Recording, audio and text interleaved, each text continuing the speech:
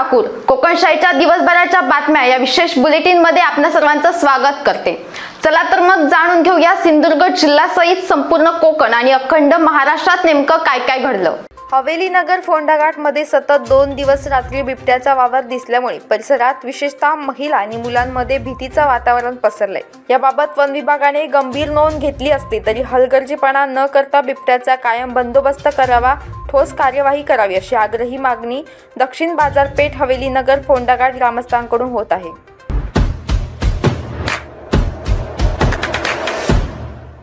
तोडामार्ग तिलारी नगर मार्गावर इन्सुली एक्झाईजच्या पथकाने गोवा बनावटीच्या बेकायदा दारू वाहतुकी विरोधात गोवा येथील तरुणावर कारवाई केली आहे।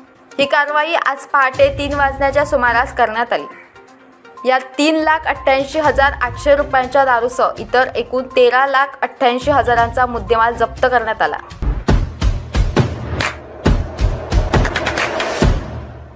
मालवण तालुक्यातील बांदिवडे बाजारवाडी येथील मंगल अनंत मांजरेकर यांच्या राहत्या घराचे छप्पर गुरुवारी संध्याकाळी 5च्या सुमारास अचानक कोसळले।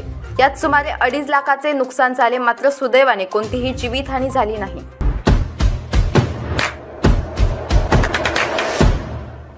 कल्याण रेल्वे स्थानकात भीषण दुर्घटना घडली। पुण्याहून मुंबईकडे येणाऱ्या डेक्कन क्वीन एक्सप्रेसमधून उतरताना 2 जण खाली कोसळले। यापैकी एकाचा मृत्यू झाला तर 1 जण गंभीर जखमी झालाय।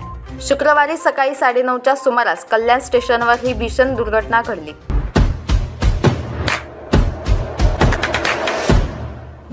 मुंबईतल्या गोरेगावच्या समर्थ इमारतीला भीषण आग लागून झालेल्या दुर्घटनेतील मृत आणि त्यांच्या कुटुंबियांप्रती मुख्यमंत्री एकनाथ शिंदे यांनी सहवेदना प्रकट केली आहे। तसेच या मृतांच्या कुटुंबियांना 5 लाख रुपयांची मदत जाहीर केली आहे। या आगीत जखमी झालेल्या नागरिकांवर शासकीय खर्चाने उपचार केले जातील असंही राज्य सरकारने जाहीर केलंय।